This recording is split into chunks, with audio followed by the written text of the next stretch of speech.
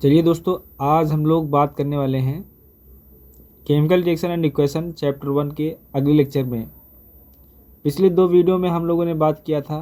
सबसे पहले इंट्रोडक्शन पढ़ा था, जिसमें हम लोगों ने कम्बिनेशन रिएक्शन, डिकम्पोजिशन रिएक्शन और एक्सोथर्मिक रिएक्शन पढ़ लिया था। उसके बाद दूसरी वीडियो में हम लोगों ने 20 एलिमेंट नेम याद कर लिए थे, क्योंकि अगर ये जो 5 चैप्टर हैं केमिस्ट्री के, अगर ये 20 एलिमेंट नहीं आते हैं तो आपको केमिस्ट्री में फार्मूले याद करना, केमिकल रिएक्शन याद करना नामुमकिन सा लगेगा। तो ये 20 एलिमेंट भी याद कर लेना है। तो आज की इस वीडियो में आगे की रिएक्शन पढ़ने से पहले हमें एक चीज़ आना चाहिए, वो है रिएक्टिविटी सीरीज ऑफ मेटल। तो ये जो रिएक्टिविटी सीरीज ऑफ मेटल है, ये कैसे मेटल है और याद कैसे करना है, सब कुछ बताएंगे हम आज। रिएक्टिविटी सीरीज का मतलब क्या होता है कि कौन सा मेटल किस तरीके से रिएक्शन करता है। हो सकता है कोई मेटल ज़्यादा रिएक्टिव हो, कोई मेटल कम रिएक्टिव हो, यानी वो रिएक्शन में जब पार्टिसिपेट करेगा तो ये डिपेंड करता है कि उस मेटल की वजह से वो रिएक्शन कितनी तेज़ होगी। ये जो रिएक्टिविटी सीरीज ऑफ मेटल है, इसमें जितने भी एलिमेंट हैं, ये जो ऊपर से नीचे की ओर जाने पर मेटल्स की रिएक्टिविटी क्या होती है, कम होती जाती है, और नीचे से अगर हम ऊपर की तरफ जाएंगे तो रिएक्टिविटी बढ़ती है, इंक्रीज़ होती है। इसीलिए हमने एरो बना दिया है। ये ऊपर के जितने भी एलिमेंट हैं ये मोस्ट रिएक्टिव हैं और नीचे के लीस्ट रिएक्टिव हैं। जैसे कि जो नंबर 1 पर आ रहा है, जैसे पोटेशियम, तो ये सबसे ज़्यादा रिएक्टिव होगा, उससे कम सोडियम होगा, इससे कम कैल्शियम होगा। इसी तरीके से मैग्नीशियम, एल्यूमिनियम धीरे धीरे नीचे की तरफ जैसे जैसे बढ़ते जाएंगे कम होता जाएगा। तो इन एलिमेंट को याद कर लेना है। इसके लिए कई सारी ट्रिक्स भी होती हैं, आप देख सकते हैं। जैसे कि इसको हम बोल सकते हैं, ये है हमारा पोटेशियम, सोडियम, कैल्शियम, मैग्नीशियम। इसको हम लोग ट्रिक्स के साथ कना का मगलजन भी पढ़ते हैं। बाकी बहुत सारी ट्रिक्स हैं, आप और भी कई सारी वीडियोस देख सकते हैं। बाकी सिंपली बहुत ज़्यादा एलिमेंट नहीं, आप याद भी कर सकते हैं। Potassium, sodium, calcium, magnesium, aluminium, zinc, iron, और ये हमारे lead, hydrogen, copper, mercury, silver, gold और प्लेटिनम। ये इतने अगर एलिमेंट याद हो जाएंगे तो आगे की जो रिएक्शन पढ़ने वाले हैं वो आसानी से समझ में आ जाएंगी, क्योंकि इनका बहुत ज़्यादा यूज़ होता है वहाँ पर। अगर ये नहीं आता है तो एक कन्फ्यूजन होती है कि कौन सा मेटल किससे ज़्यादा रिएक्टिव है कि नहीं है। तो ये याद कर लेना है। पिछले वीडियो में मैंने बताया कि पिछले वीडियो में हम लोगों ने कम्बिनेशन रिएक्शन, डिकम्पोजिशन और एक्सोथर्मिक पढ़ लिया था। वहाँ पर रिएक्टिविटी सीरीज का कोई काम नहीं था, इसलिए जब आगे वाली जब डिस्प्लेसमेंट रिएक्शन पढ़ने वाले हैं तो उसमें रिएक्टिविटी सीरीज का सीधे काम है। इसलिए मैंने आपको सबसे पहले रिएक्टिविटी सीरीज बता दिया था कि आगे की रिएक्शन में कोई दिक्कत ना हो।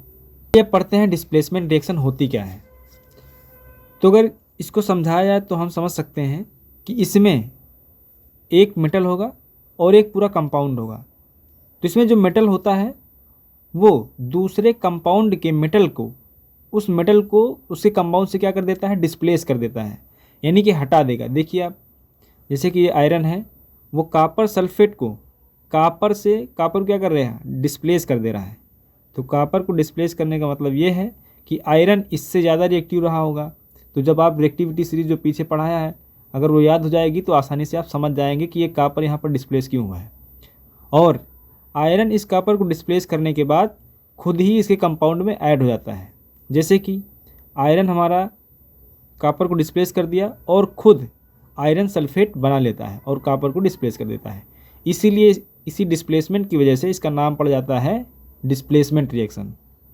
तो जो काम है उसी के आधार पर उसका नाम भी पड़ जाता है। दूसरा जैसे एग्जांपल है जिंक। जिंक भी जो है कॉपर सल्फेट से ज़्यादा रिएक्टिव होता है। जिंक जो है कॉपर से ज़्यादा रिएक्टिव होता है। तो कॉपर को इसने डिस्प्लेस कर दिया और ख़ुद उसके कंपाउंड में ऐड हो गया और जिंक सल्फेट बना लेता है। तीसरे नंबर पर है लेड। लेड का फार्मूला होता है Pb। लेड का फार्मूला याद कर लेना होता है Pb। और जो लेड होता है वो भी कॉपर से ज़्यादा रिएक्टिव होता है। कॉपर क्लोराइड यानी उसके कंपाउंड से कॉपर को डिस्प्लेस कर देता है और खुद ऐड हो जाता है और क्या बना लेता है, लेड क्लोराइड बना लेता है। तो ये होती है हम लोगों की डिस्प्लेसमेंट रिएक्शन, जिसको हिंदी में विस्थापन अभिक्रिया भी बोला जाता है, क्योंकि उसके कंपाउंड से उसी मेटल को विस्थापित कर देता है, इसलिए इसको बोला जाता है डिस्प्लेसमेंट रिएक्शन। अब देखिए, डिस्प्लेसमेंट रिएक्शन के बाद हम लोगों को इस बुक में पढ़ना होता है डबल डिस्प्लेसमेंट रिएक्शन। देखिए, डिस्प्लेसमेंट और डबल डिस्प्लेसमेंट कोई भी डिफरेंस नहीं है। बस वहाँ पे सिर्फ क्या लिखा था, डिस्प्लेसमेंट, और यहाँ पर एक शब्द ऐड हो गया है डबल। तो इस डबल का मतलब यही है कि यहाँ पर दो दो बार डिस्प्लेसमेंट हो जाएगा। कैसे, ये बताते हैं।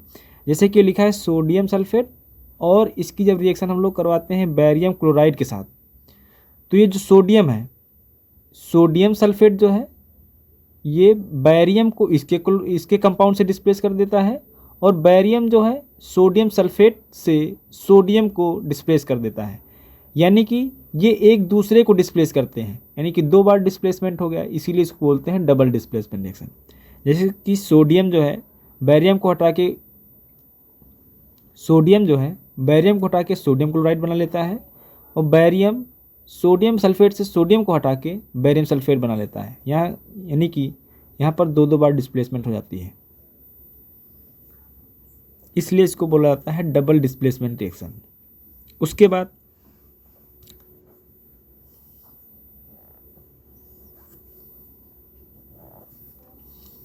देखिए, डबल डिस्प्लेसमेंट रिएक्शन पढ़ने के बाद यहाँ पर हमने एक चीज़ लिखा है कि ये जो रिएक्शन है, अगर कोई भी ऐसी रिएक्शन जिसमें एक इनसोल्यूबल सब्सटेंस बन जाए, इनसोल्यूबल सब्सटेंस का मतलब ये होता है अघुलनशील, यानी कि वो पानी में घुले नहीं। जैसे कि हमारा जो बालू वगैरह सैंड होते हैं, ये सब पानी में कभी नहीं घुलते हैं। तो ये जो हमारी डबल डिस्प्लेसमेंट रिएक्शन अभी पढ़ा है कि सोडियम सल्फेट बैरियम क्लोराइड को जब रिएक्शन कराते हैं तो हमारा बैरियम सल्फेट और सोडियम क्लोराइड बनता है। तो यानी कि जो इसमें हमारा बैरियम सल्फेट बना है, ये एक तरह का क्या है, प्रेसिपिटेट है, एक तरह का है हमारा प्रेसिपिटेट होता है। और प्रेसिपिटेट का मतलब ये होता है कि पानी में घुलता है नहीं।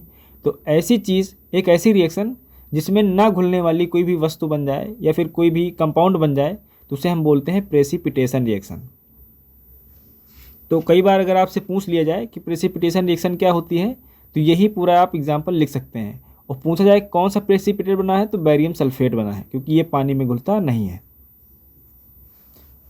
उसके बाद हमें दो और रिएक्शन पढ़नी होती है, एक है ऑक्सीडेशन और दूसरा है रिडक्शन।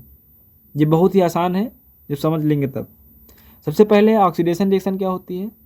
तो ऑक्सीडेशन का मतलब आपको नाम में ही दिख रहा है कि ऑक्सीडेशन यानी एडिशन ऑफ ऑक्सीजन, कहीं पर ऑक्सीजन का ऐड होना, या फिर इसको दूसरी तरीके से हम ये भी कह सकते हैं कि रिमूवल ऑफ हाइड्रोजन, या फिर हाइड्रोजन वहाँ से हटा दी जाए। तो ये हो गई डिफिनीशन ऑक्सीडेशन रिएक्शन की। दूसरा एग्जांपल समझ लेते हैं कि जैसे हमारा कार्बन है, कापर है, कापर के साथ जब हम लोग ऑक्सीजन को रिएक्शन कराते हैं तो हमारा कॉपर ऑक्साइड बन जाता है। तो यहाँ पर हुआ क्या है कि कापर के साथ ऑक्सीजन ऐड हो गई, और डिफिनीशन में हम लोगों ने पढ़ा भी था कि ऑक्सीजन का ऐड होना ही हमारा कहता है ऑक्सीडेशन होता है। दूसरा है रिडक्शन। इसमें होता है कि इसका सेम अपोजिट होता है, ऑक्सीडेशन का सेम अपोजिट होता है रिडक्शन, यानी कि एडिशन ऑफ हाइड्रोजन या फिर रिमूवल ऑफ ऑक्सीजन। तो ये होता है हमारा रिडक्शन। चलिए ठीक है, आपको आसानी से समझ में आ गया होगा। उसके बाद पढ़ना है रिडॉक्स रिएक्शन क्या होती है। तो रिडॉक्स रिएक्शन कुछ इसी से जुड़ा हुआ एक टॉपिक है, चलिए बताते हैं क्या होती है। A reaction where oxidation and reduction takes place simultaneously. इसका मतलब क्या है, इसका मतलब ये है कि एक ऐसी रिएक्शन जिसमें ऑक्सीडेशन और रिडक्शन क्या हो जाए, साथ साथ हो जाए। एक अभी तक आपने ऊपर जैसे ऑक्सीडेशन पढ़ा तो या तो यहाँ पर ऑक्सीडेशन ही होता था, या फिर रिडक्शन हाइड्रोजन का ऐड होना या ऑक्सीजन का रिमूव होना होता था। लेकिन एक ऐसी रिएक्शन जिसमें ऑक्सीडेशन और रिडक्शन साथ साथ होने लगे, उसको बोलते हैं रिडॉक्स रिएक्शन। उसके बाद इसका एग्जाम्पल अगर पूछ लिया जाए रिडॉक्स रिएक्शन क्या होता है, तो जैसे कि जब हम लोग कॉपर ऑक्साइड और हाइड्रोजन को जब रिएक्शन कराते हैं तो यहाँ का ऑक्सीजन देखिए रिमूव हो जाता है और हमारा सिर्फ कॉपर बचा। तो ऑक्सीजन का रिमूव होना, ऑक्सीजन का रिमूवल क्या होता था, रिडक्शन होता था। यानी कि कॉपर ऑक्साइड के साथ यहाँ पर रिडक्शन हो गया है, और जो हमारा हाइड्रोजन है उसके साथ ऐड हो गया है हमारा ऑक्सीजन, तो यानी कि यहाँ पर हो गया है ऑक्सीडेशन। तो ये भी कैसी रिएक्शन हो गई, रिडॉक्स रिएक्शन हो गई। ये भी आपको बड़ी आसानी से समझ में आ गया होगा। डिफिनीशन तो याद ही करना है, लेकिन समझ में आना भी बहुत ज़रूरी है। लास्ट में 2-3 टॉपिक और बच जाते हैं। उसके बाद है some other example of redox reaction. चलिए, आपको रिडॉक्स रिएक्शन समझ में भी आ चुका है, पीछे एग्जाम्पल बता दिया। कुछ और आपकी एनसीईआरटी बुक में एग्जाम्पल दिए गए हैं, जैसे कि जिंक ऑक्साइड को जब हम लोग कार्बन के साथ रिएक्शन कराते हैं तो इसमें क्या होता है कि जिंक ऑक्साइड यानी कि जिंक ऑक्साइड का ऑक्सीजन रिमूव हो गया, तो यहाँ पर ऑक्सीजन का रिमूवल क्या हो जाता है, रिडक्शन हो गया जिंक ऑक्साइड के साथ, और हमारा कार्बन में ऑक्सीजन ऐड हो गया तो कार्बन मोनोऑक्साइड बन गया यहाँ पर। यानी कि एक जगह पर क्या हो रहा है, रिडक्शन हो रहा है और कार्बन के साथ ऑक्सीडेशन हो रहा है। तो जहाँ पर ऑक्सीडेशन रिडक्शन साथ साथ हो जाए उनको बोलते हैं रिडॉक्स रिएक्शन। यहाँ पर भी हो रहा है। इसी तरीके से मैग्नीज ऑक्साइड और HCl को जब रिएक्शन कराते हैं तो यहाँ का ऑक्सीजन रिमूव हो गया और हाइड्रोजन के साथ ऐड हो गया, तो ऑक्सीडेशन रिडक्शन यहाँ पर भी साथ साथ हो गई, तो यहाँ पर भी रिडॉक्स रिएक्शन हो जाएगी।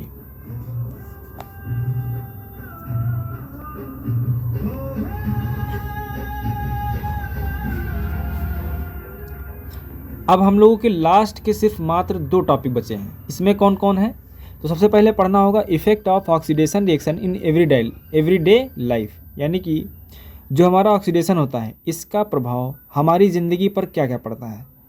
तो कुछ हैं, जैसे कि आपने छोटी क्लासेस में भी कोरोजन के बारे में पढ़ा होगा और रेंसिडिटी के बारे में भी पढ़ा होगा। ये कोरोजन और रेंसिडिटी क्या होता है, तो ये बहुत ही आसान टॉपिक है, सिर्फ आप थ्योरेटिकल हैं और कई बार एग्ज़ाम में 1-2 नंबर के पूछ लिए जाते हैं। तो देखिए कोरोजन क्या है, जैसे कि रस्टिंग ऑफ आयरन, यानी कि लोहे में जंग लग जाना, और कई बार आपने सिल्वर को भी देखा होगा, जो हमारी चांदी होती है उसमें वो चांदी ब्लैक कलर की थोड़े दिन के बाद काली की हो जाती है। तीसरा है आपने कॉपर देखा होगा, वो भी हरे कलर का हो जाता है। तो ये जितनी भी चीज़ें हैं इनमें जंग लग जाती है, तो उसी को बोला जाता है कोरोजन। जंग क्यों लगती है, तो जब कभी भी चांदी हो, कॉपर हो या फिर लोहा हो, ये नमी के उसमें आ जाए और साथ ही साथ थोड़ा एसिड हो जाए तो इसमें जंग लग जाती है। और चांदी में अगर जंग लगती है तो हमेशा वो काली दिखाई देती है, और कॉपर में अगर रस्टिंग लगती है तो फिर वो ग्रीन दिखाई देती है। तो एग्जाम्पल और इसकी डिफिनीशन यही हो जाएगी। उसके बाद दूसरा है रेंसिडिटी क्या होता है।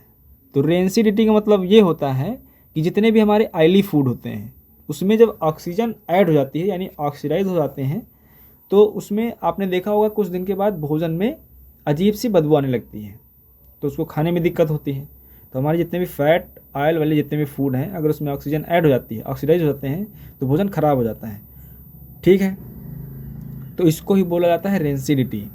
इससे बचा कैसे जा सकता है, तो इससे बचने के लिए आपको जो चीज़ें ऐड करते हैं उसमें उन्हीं को बोला जाता है एंटीऑक्सीडेंट। यानी कि एंटीऑक्सीडेंट क्यों बोला जाता है, क्योंकि वो ऑक्सीडेशन होने से बचा लेते हैं। इनके कुछ एग्जाम्पल भी हैं, जैसे BHT BHA कुछ आती हैं दवाइयाँ कह सकते हैं, या फिर कुछ एंटीऑक्सीडेंट इनको नाम बोलते हैं। तो वो ऐड कर देंगे तो आपको भोजन खराब नहीं होगा, या फिर उसको बचाने के लिए आपको उनको एयर टाइट कंटेनर में भोजन को रखना होता है। तो इससे भी है। तो ये था हमारा पूरा चैप्टर। अब ये पूरी तरीके से एंड हो गया है। अगर आपने पिछली 2 वीडियो नहीं देखी हो तो ज़रूर देखिएगा। बाकी आप कमेंट करिएगा कि आपको ये चैप्टर समझ में आया है कि नहीं।